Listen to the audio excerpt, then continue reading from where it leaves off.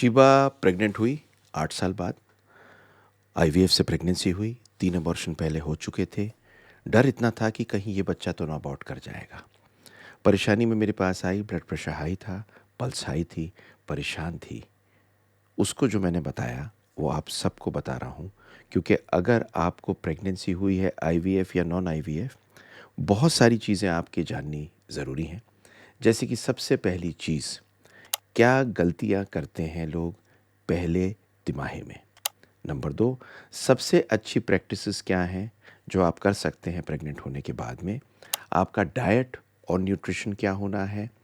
आपके पार्टनर का, हस्बैंड का, फैमिली का रोल क्या होना है। अगर आपको एंजाइटी हो, स्ट्रेस हो, तो आप क्या करें। आप तैयारी कैसे करें अगले 3 महीने की। और सबसे इम्पॉर्टेंट चीज़, आखिरी के बोनस टिप में 7 ऐसे सवाल दूंगा जो मुझसे हर बार पूछे जाते हैं, जिनका जवाब आपको जानना ज़रूरी है। बड़ी इंपॉर्टेंट वीडियो है।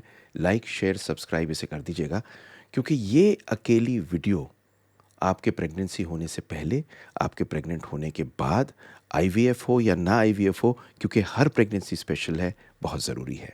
मैं doctor Sunil Jindal, reproductive medicine specialist. सबसे ज़्यादा आनंद प्राप्त होता है आपको बेबी देने में। इसीलिए वीडियो बनाई है कि आप खुश रहें और आपके बेबी हो।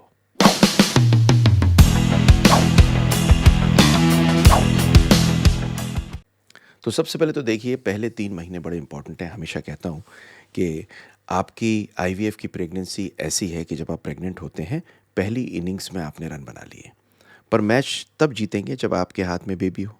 तो बहुत एक्साइटिंग भी होता है, क्रिटिकल भी होता है, एंग्जाइटी बहुत होती है, होप होती है, खुशी होती है। सब चीज़ें मिल मिला के एक ऐसी चीज़ बनती हैं जो कभी कभी टेंशन बहुत ज़्यादा दे देती हैं। लेकिन इस डेलिकेट फेज़ में आपको आराम से हाथ में 9 महीने बाद बेबी पाने के लिए क्या क्या करना है, ये आपको बताने वाला हूँ। तो सबसे पहले तो ये समझ लीजिए कि क्या क्या कॉमन चैलेंजेस होते हैं। तो 2 तरह के चैलेंजेस होते हैं। एक होता है इमोशनल एंड फिजिकल। देखिए, इमोशनल बड़ा ज़बरदस्त होता है, क्योंकि मूड स्विंग होते हैं, थकावट होती है, एंग्जाइटी होती है, और सबसे बड़ी बात, आप चाहते कुछ हैं और होता कुछ है। दूसरा, आपको मैनेज करनी पड़ती है एक्सपेक्टेशन वर्सेस रियलिटी। आप सोचते हैं मुझे 100% बेबी चाहिए, पर take home baby rate IVF का कम होता है। मतलब जितने लोग प्रेग्नेंट होते हैं उनमें कुछ ही को बेबी मिलता है। ये रियलिटी है।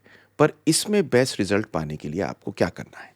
तो सबसे पहले मैं आपको बताऊंगा कि की मिस्टेक्स क्या होती हैं जो आपको पहले 3 महीने में नहीं करनी। तो 6 मिस्टेक्स बताऊंगा जो नहीं करनी। तो पहली मिस्टेक है, आपको कोई भी कॉम्प्लिकेशन होने वाली हो, उसका अर्ली साइन रिकॉग्नाइज करना है।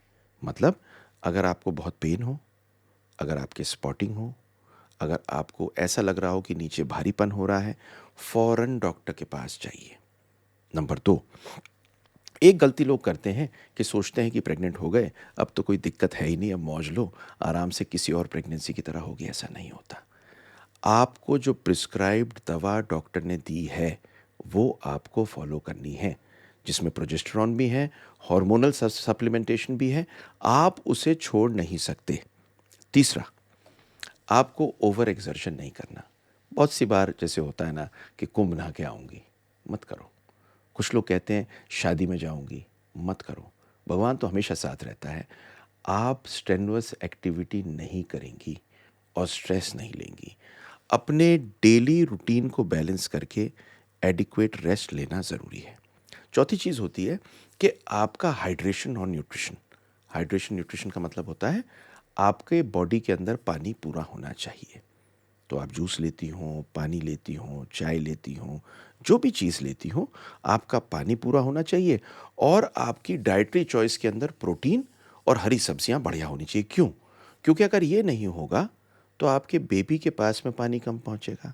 जब पानी कम पहुंचेगा तो उसके पास में खून से, बेसिकली खून कम पहुंचेगा।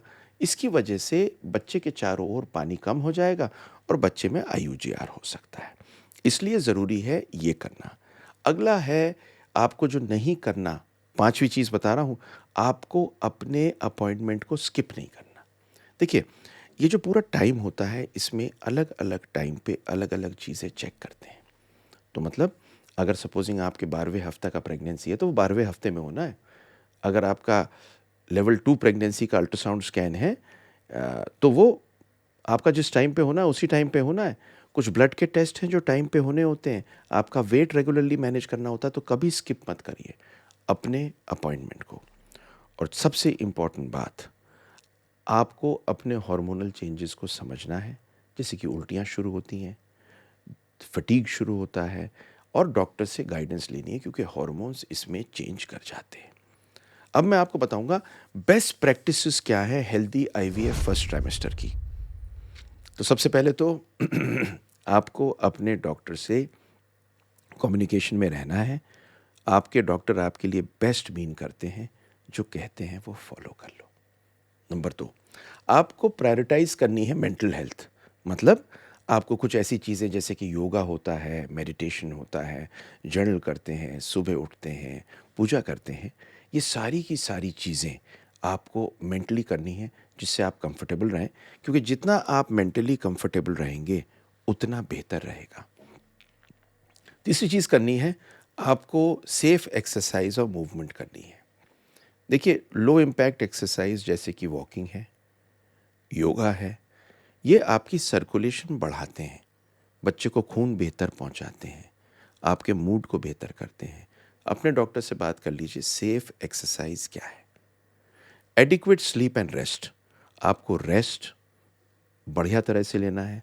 7 से 9 घंटे की नींद लेनी है, बिना रुकावट के अनइंटरप्टेड स्लीप रात को। दिन में भी सो सकते हैं। नींद बड़ी ज़रूरी चीज़ है रेस्ट के लिए। और सबसे इम्पॉर्टेंट चीज़, एक सपोर्ट नेटवर्क, मतलब आपके फ्रेंड्स, फैमिली, सपोर्ट ग्रुप जो भी हैं, उनके साथ में आपको मिलके एक पॉजिटिव एनवायरनमेंट अपना बनाना है।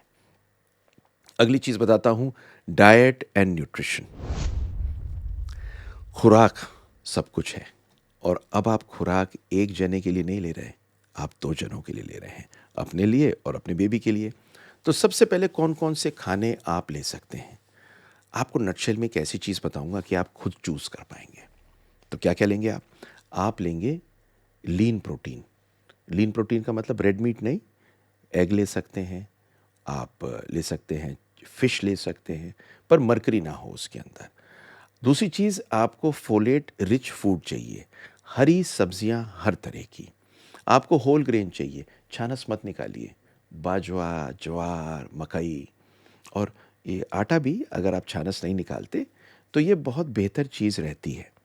फिर आपको बहुत सारे फल खाने हैं और सब्जियां खानी हैं। आपको फोलेट रिच खाने खाने हैं, और ये बड़े इंपॉर्टेंट है आपके बच्चे की फीटल डेवलपमेंट के लिए। खाने कौन कौन से नहीं खाने, तो देखिए, खाने कौन कौन से नहीं खाने मैं बताता हूँ। कम पके हुए खाने नहीं खाने, रॉ खाने कम खाने हैं, फिश जिसमें कई बार मरकरी होती है वो नहीं लेनी। आपको कभी भी बिना उबाले दूध नहीं लेना, अनपेस्चराइज्ड मिल्क भी जिसे बोल सकते हैं नहीं लेना, क्योंकि इन सब में इन्फेक्शन और कॉन्टेमिनेंट हो सकते हैं। आपको प्रोसेस्ड फूड नहीं लेना, जंक फूड वैसे भी कोई फ़ायदा नहीं देता। वो सारी चीज़ें नहीं लेनी जो हमारे पूर्वज नहीं लेते थे। अब एक रोल करता हूँ प्रीनेटल विटामिन्स का। विटामिन्स का एक बहुत बड़ा रोल है। डॉक्टर से अपने बात करिए, आपको फॉलिक एसिड, आयरन और कई सारे और सप्लीमेंट्स दे सकते हैं।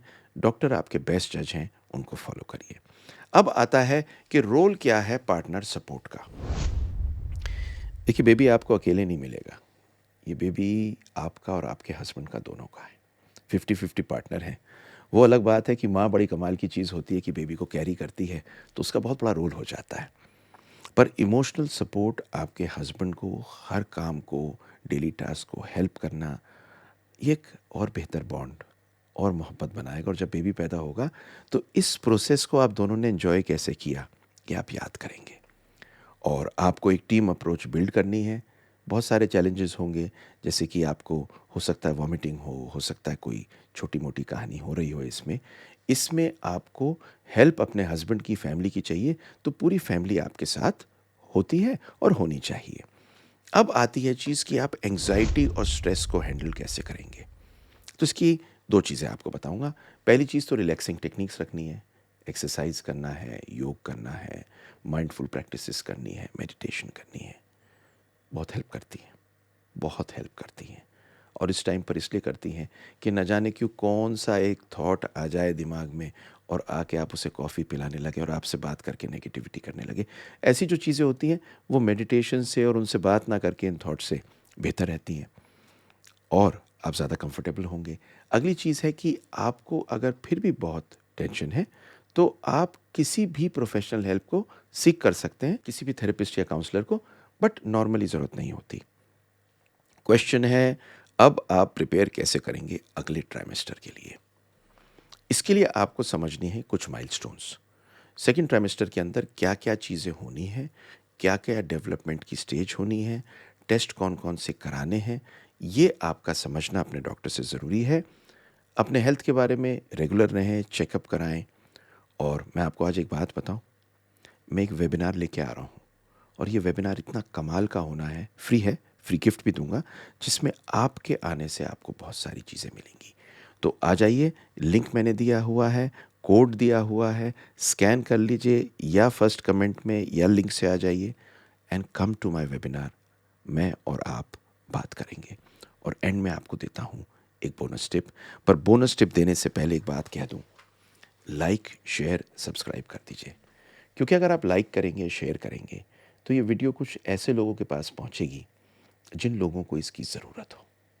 और ये जो मैं दे रहा हूँ, इसीलिए दे रहा हूँ कि ये दुनिया एक बेहतर दुनिया और खुशहाल दुनिया होनी चाहिए, जिसमें आप भी मेरे इस पूरी आर्मी का हिस्सा हैं, तो ये काम करना है। तो बोनस टिप क्या है कि मैं आपको अब करीब-करीब 5 ऐसी चीज़ें बताऊँगा, जो बड़ी ज़रूरी हैं समझनी। तो पहली चीज़, एक चीज़ पूछते हैं, क्या मैं एक्सरसाइज़ पहले 3 महीने में आईवीएफ प्रेगनेंसी में कर सकती हूँ? बिल्कुल कर सकती हैं। लो इम्पैक्ट जैसे कि वॉकिंग और योग, डॉक्टर से बात करने के बाद में। फूड क्या खा सकती हूँ, क्या नहीं खाने, पेस्चराइज़्ड फूड नहीं खाना, फ़ास्ट फूड नहीं खाना, आपको कोई अंडर कुक्ड रॉ खाना नहीं खाना, आपको दूध उबाल के लेना है। कोई भी ऐसी चीज़ नहीं लेनी जिससे आपके अंदर टॉक्सिन्स जाएँ या इन्फेक्शन हो। क्या स्पॉटिंग नॉर्मल है फर्स्ट ट्राइमेस्टर में? नॉर्मल तो नहीं है, लेकिन कभी-कभी हो सकती है। कम हो तो दिक्कत नहीं, थोड़ी भी ज़्यादा ब्लीडिंग हो तो डॉक्टर पे फ़ौरन रिपोर्ट करें। क्या अपने हार्मोनल मूड स्विंग को मैं ठीक कर सकती हूँ? बिल्कुल ठीक कर सकती हैं। कुछ मेडिटेशन की टेक्निक्स होती हैं, कुछ सपोर्ट ले लीजिए और जो मूड स्विंग होते हैं, ये तो होते हैं, आपकी मम्मी को भी शायद हुए होंगे, अपनी मम्मी से बात कर लीजिएगा। क्या मैं प्रीनेटल विटामिन ले सकती हूँ? बिल्कुल लेने हैं। फोलिक एसिड बहुत इम्पोर्टेंट है फीटल डेवलपमेंट के लिए। मेरी एक वीडियो है, ज़रूर देखिए। और एंड में आपको एक बात कहूँ, आप खुश रहें, सलामत रहें, वेबिनार में आएँ, बात करता हूँ आपसे, बट मोस्ट इम्पॉर्टेंटली अपने डॉक्टर की रिकमेंडेशन को फॉलो करें एंड लाइक, शेयर, सब्सक्राइब करें। Love to have you with us.